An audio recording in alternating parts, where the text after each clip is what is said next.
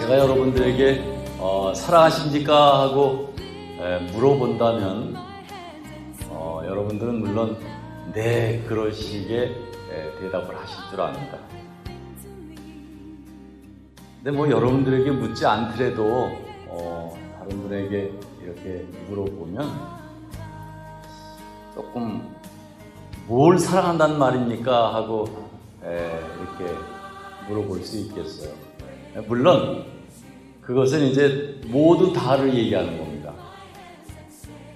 내 가족들, 또 내 이웃들, 또 우리 교회 식구들, 아니면 제가 사회생활을 하며 직장생활을 하며 이렇게 만나는 여러 사람들을 다 얘기하는 것입니다.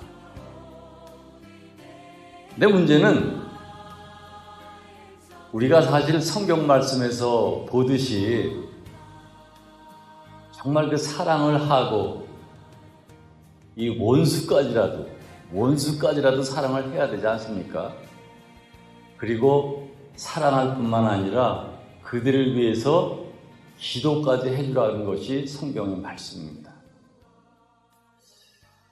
우리가 사실 이것을 지키려고 무슨 애를 쓰죠. 그렇죠? 지키려고 무슨 애를 씁니다. 예수라고 하는 이름을 가진 자들이기 때문에 애를 씁니다. 네, 솔직히 얘기해 봅시다. 그 잘 돼요? 사랑이 그냥 막 나갑니까? 더군다나 성경은 내가 좋아하는 사람들, 이 즐거운 만남을 이루는 사람들만 좋아하는 건 뭐 믿지 않는 이방인들과 다른 것이 무엇이겠느냐, 이제 이런 식의 얘기를 합니다. 사실 우리 마음속에 나를 싫어하는 사람도 사랑할 수 있는 그런 마음이 있어야 됩니다. 근데 잘 안 돼요, 사실.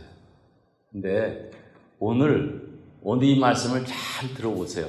제 방법이 하나 있어요. 제가 가르쳐 드릴게요. 잘 한번 해보세요. 여러분들이 보고 있는 예배소는 예배소 교회를 얘기하고 있지만 이것이 일종의 그 편지문입니다. 사도 바울이 로마에 있을 때 한 60년, 61년, 서기 한 60년, 61년 정도에 이제 기록을 했는데, 편지문으로 기록을 했는데, 대상은 예배소 교회하고 또 그 밖에 소아시아에 있는 여러 교회들에게 편지로 이제 하나님 말씀을, 그때 그 당시에는 그저 말씀이라기보다는 그저 하나님의 이름으로 권면하는 편지문을 보낸 것이죠. 그런데 특이하게도 이 내용을 보면 쉽게 얘기하면 신앙생활을 잘 좀 하기를 원하는 마음에서 얘기를 했습니다. 근데 우리가 이제 그 요한계시록을 보면 그 사도 요한이 이제 요한계시록을 기록하면서 이제 처음 장에 보면은 2장 이하에 그 여러 교회들의 모습이 나옵니다. 제일 처음에 그 예배소 교회가 이제 거론이 되는데, 물론 사대교회라든지 필라델피아 교회 7교회가 있는데, 그것은 그 당시 교회의 상황을 얘기하기도 하지만 우리가 후대에 여러 형태의 교회들이 있는데 이런 7가지 형태의 교회들이 있을 것을 말씀하기도 합니다. 그런데 예배소 교회가 처음 2장 1절부터 거론이 돼요. 근데 뭐라고, 여러분들 다 아시겠지만 뭐라고 기록이 되어 있느냐 하면, 사도 바울이 예배소 교회에 대해서 쉽게 얘기하면 칭찬을 합니다. 너희가 잘하였도다. 뭘 잘했느냐? 신앙생활을 잘했다는 것입니다. 정말 사랑의 수고를 했고 인내를 했고 그 행위를 잘 예수 믿는 사람으로서 행동을 했다는 거예요. 그런데 이 특히라는 말은 없지만 보면은 제가 그냥 쓰는 겁니다. 특히 잘한 것은 신앙생활을 잘하는 가운데 거짓 선지자, 거짓 사도, 이 주의 종들이라고 하는 가짜 주의 종들을 발견해서 그들을 퇴치한 일입니다. 이거 참 중요해요. 참 중요합니다. 이게 그냥 되는 일은 아니에요. 그냥 되는 일은 아니고 내가 신앙생활을 잘하고 또 하나님 말씀도 잘 듣고 하는 가운데 저거 잘못됐네, 저거 가짜네 하고 이야기할 수 있는 겁니다. 말씀을 잘 먹고 소화를 하고 내가 신앙 안에서 살진 성숙한 그런 모습을 보일 때 지도자들을 잘못됨을 골라내는 그런 일을 할 수 있는 것입니다. 그래서 이 부분을 사도 바울은 잘했다고 칭찬을 했습니다. 그런데 너희들이 잘못한 것 하나 있다. 그게 뭘까요? 그것은 다른 것이 아니고 첫사랑을 버렸다고 말씀을 합니다. 참 너무 뻔하고 단순한 얘기 같지만 참 가만히 생각해 보면 처음에 믿은 마음이 그냥 뜨겁고 그냥 사랑을 했는데 이 마음이 점점 식었어요. 첫사랑을 잊어버렸어요. 첫사랑을 버린 것처럼 되어버렸어요. 저는 이런 생각을 해봅니다.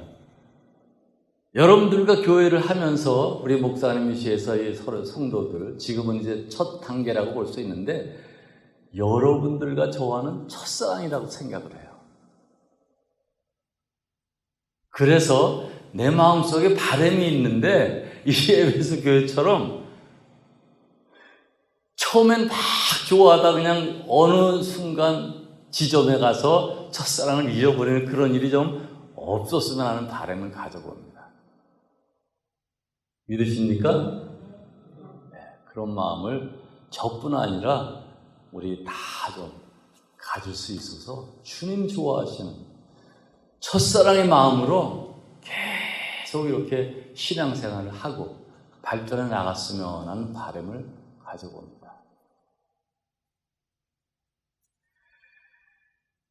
여기 오늘 본문 말씀을 보니까 어떻게 시작하냐면 긍휼이 풍성하신 하나님이라고 말씀합니다. 바로 제가 말씀드리는 건 바로 긍휼. 이게 뭐예요? 우리식으로 해석을 하면 불쌍하게 여기는 마음. 불쌍하게 여기는 마음.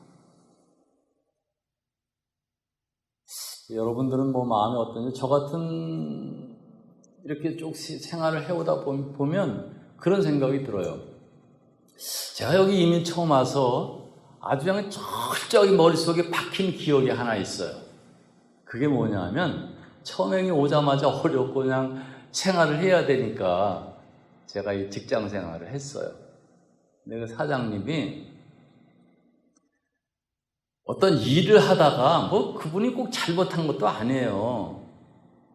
서로 그 이해관계, 오해가 있어가지고 그 손님에게 잘못을 한 게 됐어요. 그랬는데 그 잘못을 한 게 됐는데 그 손님은 젊어요, 그 사람보다. 그랬는데 이 사람이 전우사우를 생각하지 않고 그냥 욕설을 막 퍼부으면서 이놈의 집 내가 다시 오나 봐라 그러고 그냥 막 하는데 제가 속으로 놀란 게 내가 막 흥분이 돼가지고 그땐 젊었잖아요. 뭐 저런 사람이 다 있나 그런 생각을 했는데 그 주인이 다 참아내더라고요. 그렇게도 생각할 수 있겠네요. 그러면서 다 참아내더라고요. 제가 그게 이해가 안 됐어요. 이해가 안 됐어. 나중에 생각이 너무 나가지고 물어봤어요. 아니 어떻게 저런 사람 어떻게 참았습니까? 그래서 대단하네요 그랬더니 이분이 한마디 딱 하시는데 저보고 정영이라고 그랬어요. 정영, 참 불쌍한 사람입니다. 이 말이 그냥 가슴속에 탁 와서 치는데 누가 누구를 뭐 생각하고 저 사람을 생각해 볼 때 정말 당한 사람이지만 정말 불쌍하게 여기는 사람은 바로 승리한 사람은 바로 저 사람이로구나 하는 생각을 하면서 제가 그 이후로 그거 잊혀지질 않아요. 그래서 저는 지금 저한테 막 뭐 때 아니게 그냥 잘못한 것도 없는데 막 믿고 싫은 사람은 좀 미안한 얘기지만 불쌍하게 생각을 해요. 불쌍하게. 그러면 내 마음이 풀어지고 그 사람을 그래도 내가 잘해줘야지. 그래도 내가 사랑해야지 하는 마음이 생깁니다. 여러분들의 마음은 어떤지 모르겠어요.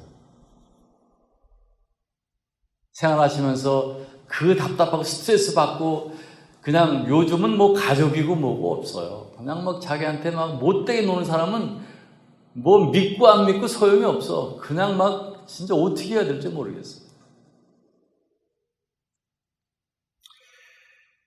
제가 언젠가 방송을 한번 보다가 그런 얘기를 들었어요. 나이가 드신 분들이 얘기를 하는데 어느 여자분이 그런 얘기를 하더라고요. 참 그 남편 되시는 분을 굉장히 사랑하고 아주 위하고 그러는데 꼭 하는 게 우리 집사람 같아요. 그냥 남편을 위하고 막 저 사람 오버하는 게 아닌가 뭐 그러면서 이제 그런 생각이 든대요. 그래가지고 얘기를 하는데 그런 얘기를 하더라고요. 아니 어떻게 그렇게 남편을 위하십니까? 이렇게 얘기를 했더니 하는 얘기가 여러분들은 모르시겠지만 저 사람이 굉장히 폭군이에요. 폭군. 말 한마디도 곱게 하지 않고 그냥 막 하고 뭐 야단 뭐 치는 게 너무 자주 그러고 아주 무시하는 정도에 지나서 너무 완전히 그냥 사람을 뭐 취급을 안 한다 그래요. 근데 뭐 약하니까 뭐라 그러면 두드려 맞을 것 같으니까 그냥 그 참으면서 생활을 다 해서 요즘은 뭐 그 옛날 얘기죠. 요즘은 다 그냥 그런 일들이 뭐 있을 수 없는 얘기죠. 그런데 이분이 마음속에 그래도 어느 항상 이 배출되는 데는 있어야 되잖아요. 내 생각에 그런 생각이 들었대요. 그래, 내가 이제 보자. 조금만 나이 들어와라. 나이 들고 늙어가면 내가 당신에게 어떻게 하는지 한번 봐라. 해가지고 그런데 세월이 그냥 지나가지고 나중에 나이가 들었어요. 처음에는 그냥 뭐라 그러면 자꾸 이렇게 그렇잖아요. 남편이 뭔가 얘기를 하면 자꾸 뭐 처음에는 거절을 못했지만 거절아, 나 싫어 그러고 했는데 시간이 가니까 자꾸 이 불쌍해지는 마음이 들더라는 거예요. 불쌍해지는 마음.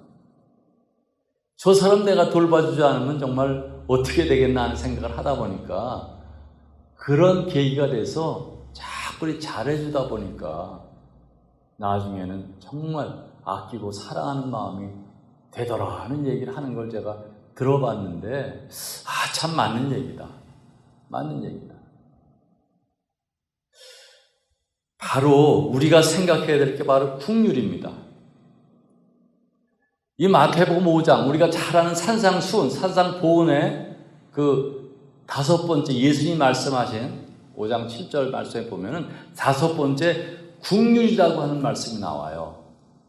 우리식으로 표현하면 불쌍하게 여기는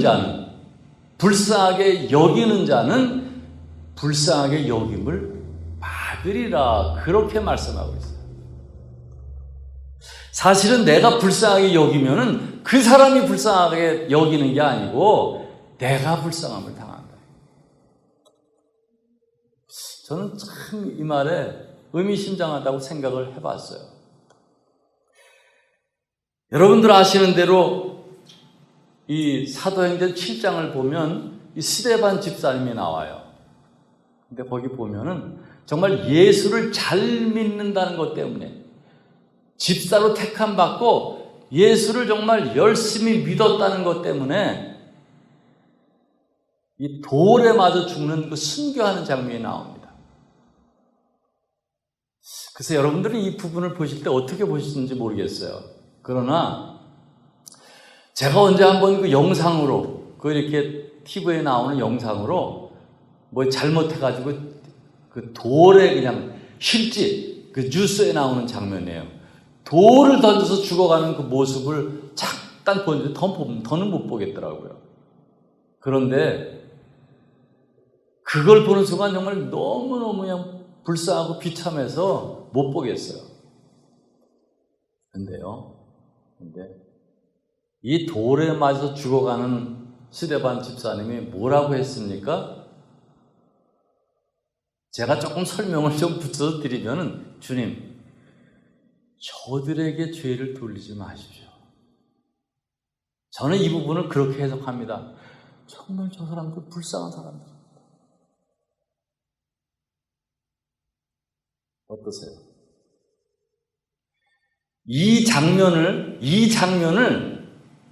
저 위에서 보고 계신 분이 있었어요.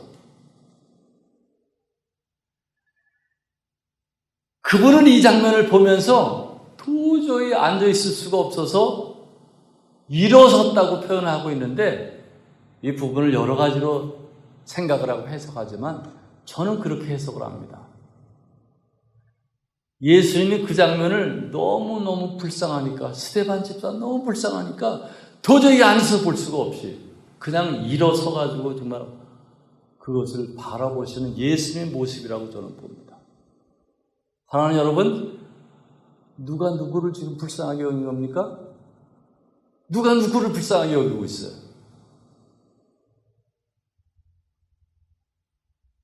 정말 뭐 이렇게 말은 좀 안 되는지 모르지만, 복스럽게 불쌍함을 당하는 사람은 바로 다른 사람들이 아니고 주님의 이름 아래 스데반 집사님이 지금 상금 받을 일을 하고 있는 겁니다.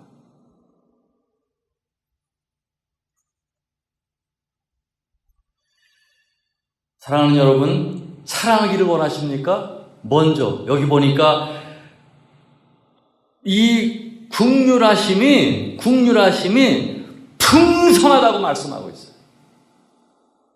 뭐 쉽게 얘기하면 그냥 너무 풍부하니까 그 불쌍하게 여기는 마음. 하나님이 우리를 창조하실 때는 사랑하고 행복하게 살라고 만드셨어요. 그런데 죄로 인해서 불쌍하게 돼가니까 정말 주님이 보시기에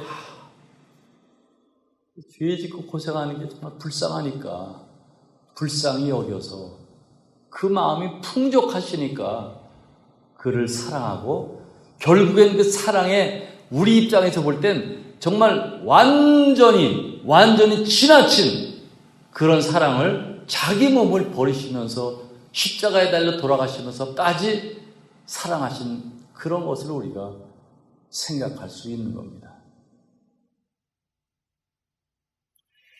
우리 불쌍히 여기는 마음을 저와 여러분들이 가지고 신앙생활 할 수 있기를 주님의 이름으로 축원드립니다. 그 다음에 보니까 여기 예수님이 그런 말씀을 하고 계세요. 예수님이 하늘에 우리를 앉게 하셨다는 말씀이 있습니다. 여기 6절 말씀에 보니까 우리를 예수 안에서 함께 하늘에 앉히니 하는 말씀이 있습니다. 물론 이것을 뭐 시간적으로 보면 우리가 뭐 앞으로 그렇게 될 일이겠죠. 그러나 하나님 나라에서는 시간은 없습니다. 이미 우리 그 자리에 예수님이 앉히신 것입니다. 여러분들, 저와 여러분들은 이미 하나님이, 예수님이 그 하늘 보좌에 앉히신 분들이에요. 그거 믿으십니까? 그 뭐가 틀려요? 뭐가 틀려요? 하늘에 앉아있는 여러분들이 뭐가 틀립니까? 그것은 다른 것이 아니라 주님 안에서 하늘의 것을 바라보고 하늘의 것을 생각하고 땅의 것을 생각하지 않는 것이 바로 그 사람들의 모습입니다. 나는 이 부분을 부활을 노래하는 사람들이 바로 이분들이 아닌가 하는 생각을 저는 한번 해봤습니다. 우리가 잘 아는 대로 빌립보서 3장 20절 같은 말씀을 보면은 우리의 시민권은 하늘나라에 있다고 말씀을 합니다. 그리고 골로새서 3장 2절 3절 같은 곳을 보면 우리가 땅의 것을 생각해서는 안 된다고 말씀을 하시면서 좀 설명을 드리면, 왜냐하면 우리는 이미 그리스도 안에서 죽었고 그리스도 안으로 감추었다, 즉 들어가 버렸기 때문에 예수님만 보이는 그런 모습을 하고 있다고 말씀을 하는 것입니다.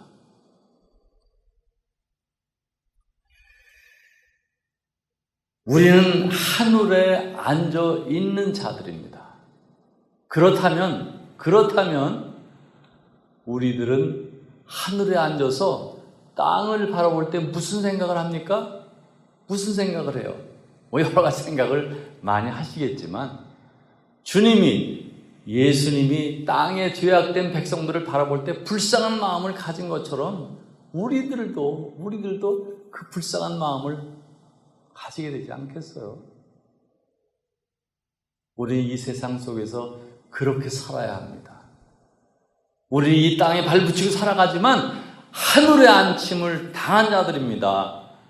그리고 이 땅에 속한 사람들을 불쌍히 여길 수 있는, 우리는 비록 부활의 노래를 아름다움으로 부르고 있지만 그 사람들을 불쌍히 여길 수 있는 그런 마음을 가질 수 있는 저와 여러분 되시기를 주님의 이름으로 축원드립니다. 여기 또 보니까 그 사랑으로 우리를, 죄악된 우리를 구원했다고 하는, 구원받았다고 하는 말씀을 하고 있습니다. 근데 재미있는 것은 이 구원받은 것은 바로 주님이 우리에게 주신 하나님의 선물이다, 이렇게 표현을 하고 있어요. 참, 이 말씀을 묵상해 보면서 참 뭔지 모르게 이렇게 따뜻한 흐뭇한 마음, 주님이 우리에게 선물을 주셨구나 하는 생각을 해보았습니다. 다 아는 얘기지만 이게 단순하게 왜 하나님이 선물을 주셨다고 말씀했을까 하는 생각을 해보았습니다. 사실 우리가 무슨 명절을 통해서나 아니면 무슨 일이 있을 때 선물을 주고받는다고 하는 것은 굉장히 기쁜 일입니다. 마음이 흐뭇해요. 주는 사람도 받는 사람도. 근데 제 생각에는 요즘 이 선물이 퇴색됐어요. 왜 그럴까요? 좀 쉽게 얘기하면 너무 형식적이 돼버렸고 가치를 따지고 그 선물은 선물이 아니라 뇌물이 됐기 때문이 아닌가 하는 생각을 좀 해봅니다. 꼭 따져요. 내가 이 선물을 줬으니까 너도 나에게 이 선물을 줘야 돼. 안 주면 섭섭해. 사실 선물이 갔으면 다시 안 올 수도 있고, 줄 수도 있고, 받기만 할 수도 있고, 주기만 할 수도 있어요. 선물은 좋은 것이에요. 나쁜 마음이 들어가는 그것은 이미 선물이 아닙니다. 그런데 때에 따라서 내가 선물은 주지 못하지만 정말 마음에 고마운 마음이 생기고 잘하고자 하는 그런 마음이 생기는 그것 또한 선물이 이미 간 것입니다. 그렇다면 우리는 좋은 마음을 가질 수가 있어요. 근데 여러분, 주님이 구원을 선물로 주셨다, 이렇게 말씀을 하고 있어요. 그 구원이 뭡니까? 구원이 뭐예요? 구원은 다른 것이 아니라 예수님의 이름이에요. 이름. 그거 아세요? 예수라는 이름의 설명을 해보면 천사들이 나와서 하는 얘기가 아들을 낳겠는데 이는 자기 백성을 죄에서 구원할 자라고 말씀을 하고 있어요. 구원. 이 구원은 다른 것이 아니라 바로 예수 그리스도를 말하고 있어요.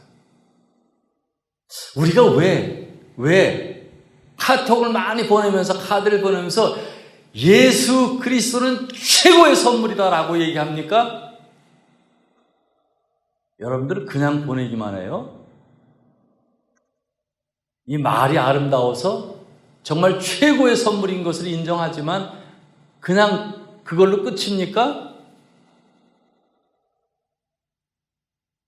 이 최고란 말이 뭐예요? 물론 상대적으로 최고의 선물이 있으면 최하의 선물도 있다는 말이 만들어지기도 하는데 그런 뜻은 아니겠죠. 그러나 최고의 선물이라는 건 가장 큰, 가장 귀한, 가장 소중한, 가장 좋은 선물이라고 우리가 생각할 수가 있는데 저는 이 최고에 이르기 위한 것이 있다면 난 작은 선물이 출발이라고 생각을 해봅니다.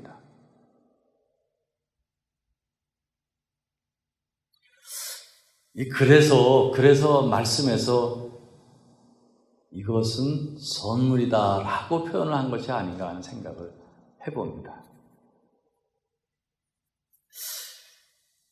잠언 18장 16절 같은 말씀을 보니까 그런 말씀이 있더라고요. 사람의 선물은 그의 길을 넓게 하고 또 존귀한 자 앞으로 그를 인도하느니라. 이런 말씀이 있어요. 참 대단하지 않아요? 여러분들은 지금 뇌물을 하고 있습니까? 아니면은 선물을 하고 있습니까?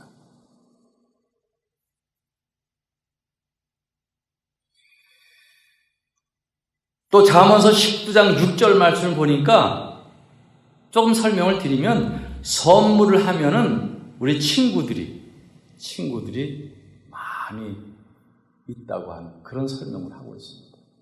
만들어진다고. 우리가 전도하고자 하는 사명이 있어요. 그리고 이웃을 예수 믿지 않으면 전도하기 위해서 애를 쓰는 그런 게 있어요. 여러분들 그 나름대로 다 방법이 있지만 저는 이 방법을 제일 선호합니다.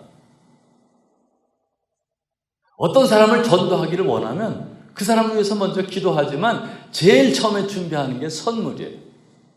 여러분들도 그렇게 한번 해보세요. 마음을 녹일 수 있는 거 작은 선물이지만 제가 당신을 위해서 이 선물을 준비했습니다 하고 얘기를 한다면 다 좋아할 거예요. 처음부터 그 사람의 그래! 이게 최고의 선물이라고 주면은 알아요? 그 사람이 그걸 받을 만한 그게 됩니까? 못 받죠. 그러나 작은 선물, 작은 마음 이런 것들이 시작이 돼서 결국은 정말 최고의 선물이 그 선물을 받는 순간에 그 사람은 예수 그리스도의 사람이 되는 것입니다.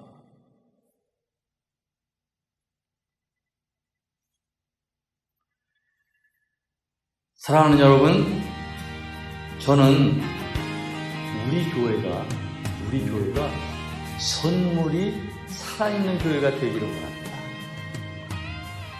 선물의 크고 작은 중요하지 않아요. 이런 거 저런 거 자꾸 따지지 말고 좋은 사람 나쁜 사람 이렇게 자꾸 따지지 마세요. 그리스도 우리가 믿는 것은 좋고 나쁜 걸 따지는 게 아니에요. 그냥 그 사람을 구원하기 위한 주님 앞으로 인도해내기 위한 그런 마음이 있다면 작은 선물을 준비해서 주는 것도 하나의 좋은 방법이라고 저는 생각을 해봅니다. 사랑하는 여러분, 오늘 이 말씀을 통해서 우리는 이미 부활의 노래를 부르는 사람들입니다. 부활의 노래를 부릅니다. 얼마나 감사합니까? 우리가 거기서 제외되지 않고 주님 안에서 생활을 한다고 생각하면 얼마나 감사합니까? 우리가 이 감사를 감사 끝! 이것이 되지 말고 감사함이 퍼지고 늘어나고 정말 뇌물이 아니라 선물이 오고 가고 정말 불쌍하게 여길 수 있는 그런 마음을 가지고 우리가 생활할 수 있다면 저와 여러분들이 정말 칭찬받습니다. 아름다운 열매를 맺을 수 있는 정말 마지막 때의 귀한 교회가 될 수 있는 것을 저는 믿습니다.